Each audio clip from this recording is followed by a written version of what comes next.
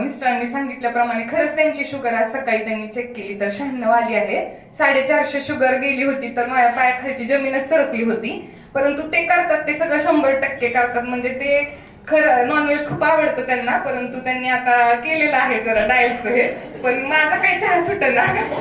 मला खूप चहा आवडतो पण मी तरी सुद्धा प्रयत्न करेल थोडा कमी कमी कमी करत कपावरनं घोट बनवून पण करेल तसा प्रयत्न. आणि आणखी म्हणजे डॉक्टर ज्ञानेश्वर असतील किंवा तुम्ही, तुमच्या सगळ्यांच्या बोलण्यातून आम्हाला खूप छान पद्धतीचं ज्ञान ह्या ठिकाणी मिळालं.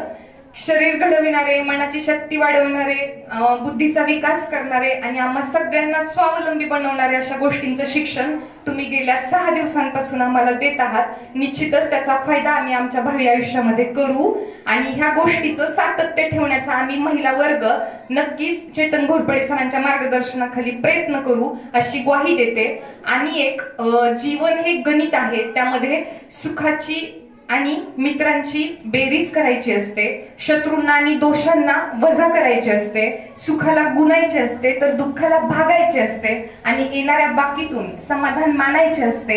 हे सुखी जीवनाचं जे सूत्र आहे ते तुम्ही आम्हाला खूप छान पद्धतीनं समजावून सांगितलं.